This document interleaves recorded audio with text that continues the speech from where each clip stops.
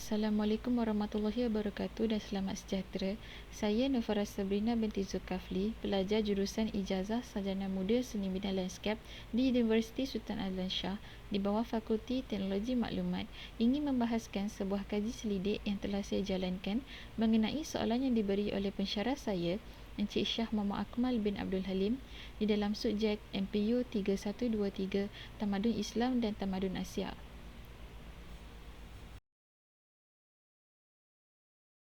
Soalan tugasan yang ingin saya bahaskan ialah soalan 4 yang berbunyi, eksploitasi isu kaum sering terjadi di negara berbilang etnik seperti Malaysia. Banyak pihak yang gemar menggunakan isu kaum untuk kepentingan peribadi.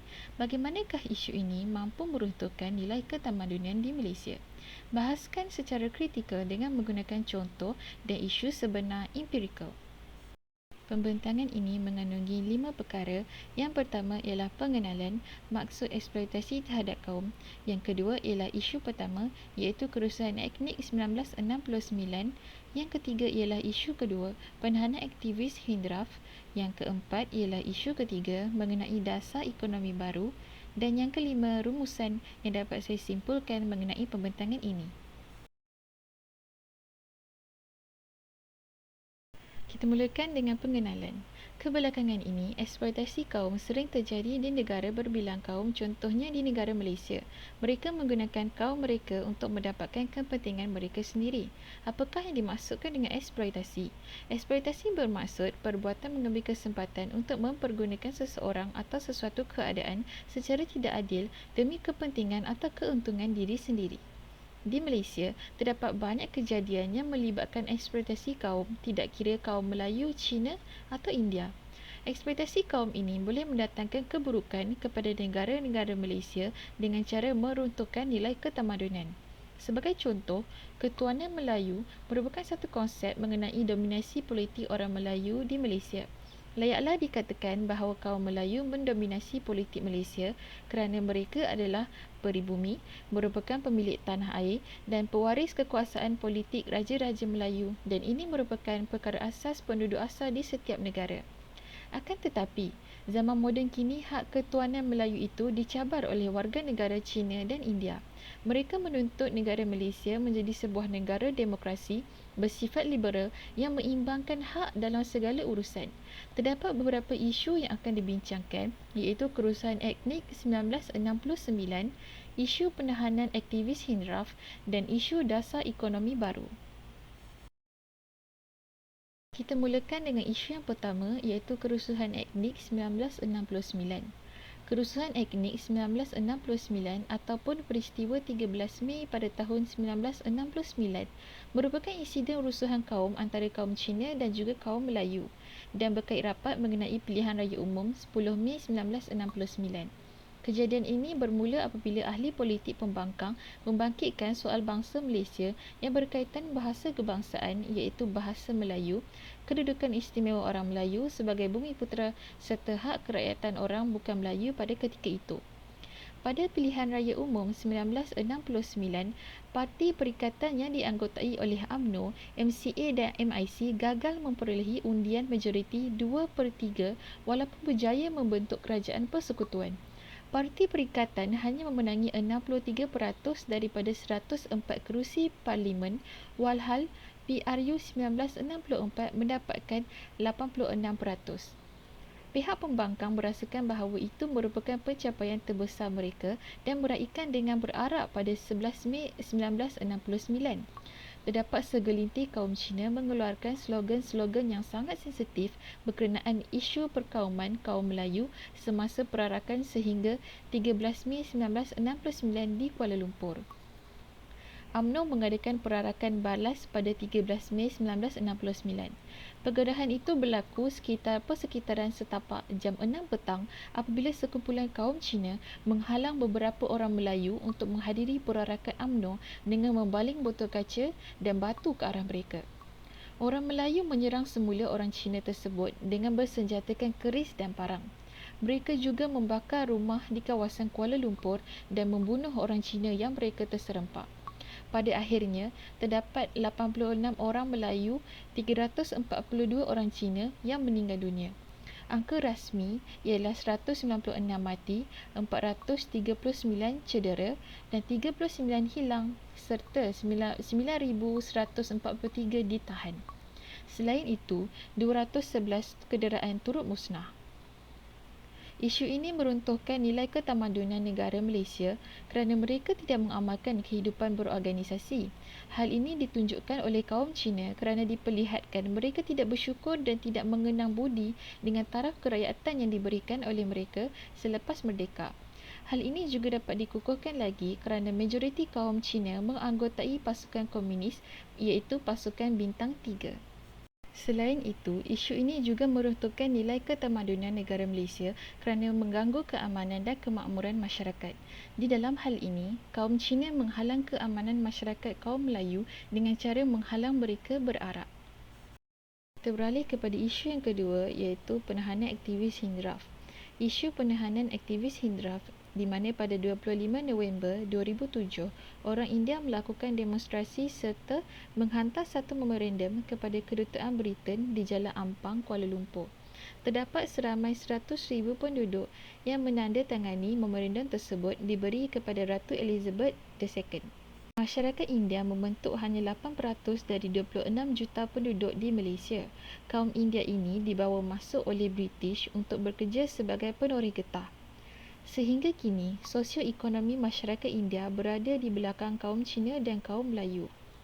Pada ketika itu, kebanyakan masyarakat kaum India ini beragama Hindu dan mereka mendirikan kuil yang tidak berdaftar di kawasan ladang. Kemajuan yang melanda Malaysia pada ketika itu menyebabkan sebahagian kawasan ladang dibangunkan dan pihak berkuasa di Malaysia memusnahkan struktur yang tidak berdaftar dan mencetuskan konflik masyarakat Hindu. Terdapat siri pencerobohan kuil Hindu dan paling popular adalah di Kuil Mariamman di Padang Jawa, Selangor pada 15 November 2007. Kaum India beranggapan bahawa kerajaan Malaysia mengabaikan sosioekonomi masyarakat India. Orang India merasakan diri mereka dipinggirkan oleh pemerintah Malaysia, terutama dalam politik dan ekonomi, dan kaum India dikategorikan sebagai kelas orang miskin. Akhir tahun 2008, pemerintah menahan beberapa orang Hindraf atas dasar Akta Keselamatan Dalam Negeri ISA. Mereka ditahan atas kesalahan melakukan demonstrasi haram serta organisasi mereka tidak diiktiraf.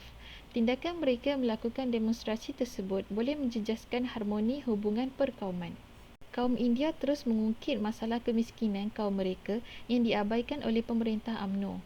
Pada 21 Oktober 2008, Menteri Dalam Negeri mengharamkan organisasi Hindraf. Tindakan mereka dipandang bersifat perkauman yang boleh membahayakan negara kerana mereka menyebarkan propaganda mereka melalui majlis forum, buku dan risalah dalam bahasa Tamil. Selain itu, mereka menggunakan SMS bagi mendapatkan sokongan moral daripada kaum India sendiri. Perjuangan mereka tentang hak-hak golongan Hindu dan golongan India, tetapi kerana gerakan mereka yang memusuhi Melayu dan Islam. Isu ini meruntuhkan nilai ketamadunan Malaysia kerana kaum India tidak menghormati agama dan kepercayaan orang Melayu kerana mereka menggunakan sentimen agama dan perkauman terhadap kaum Melayu dengan mendakwa kaum India dan agama Hindu ditindas oleh kerajaan Malaysia pada ketika itu. Selain itu, kaum India juga tidak menjaga keamanan Malaysia kerana tindakan yang mereka lakukan boleh mencetuskan isu pergaduhan antara kaum Melayu dan kaum India kerana kaum India memusuhi kaum Melayu dan agama Islam. Kita beralih kepada isu yang ketiga iaitu Dasar Ekonomi Baru.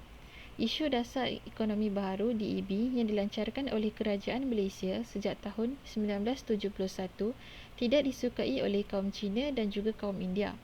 Dasar ekonomi baru ini adalah satu dasar yang dilancarkan oleh kerajaan dalam tahun 1970 melalui Rancangan Malaysia Kedua 1971 hingga 1975 untuk membentuk ketidakseimbangan sosial ekonomi yang wujud di Malaysia di antara kaum-kaum, di antara wilayah-wilayah dan di antara kawasan di wilayah yang sama.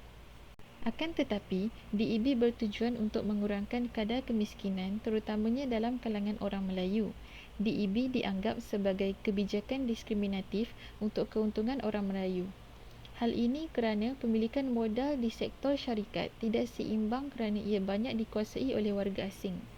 Pada tahun 1970, ekuiti korporat lebih 2/3 dimiliki oleh warga asing dan Bumiputera hanya memiliki lebih daripada 2% sahaja.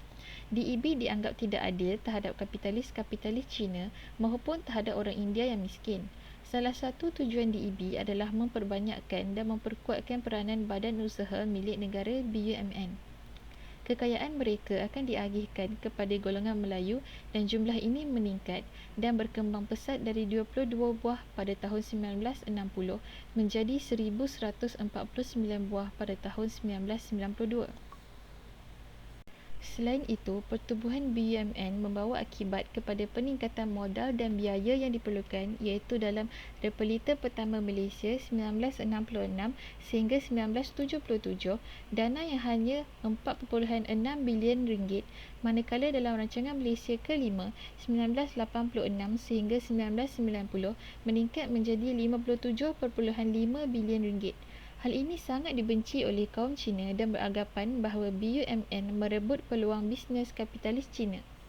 Di samping itu, golongan India juga merasakan hal yang sama dengan kaum Cina.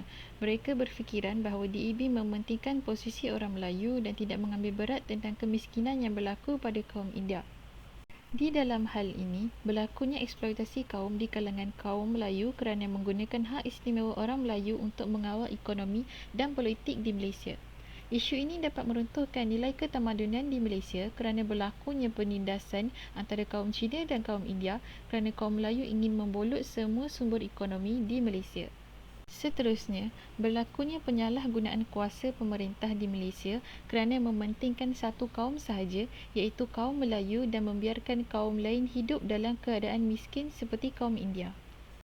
Kesimpulannya, eksploitasi kaum ini tidak sepatutnya berlaku di negara Malaysia.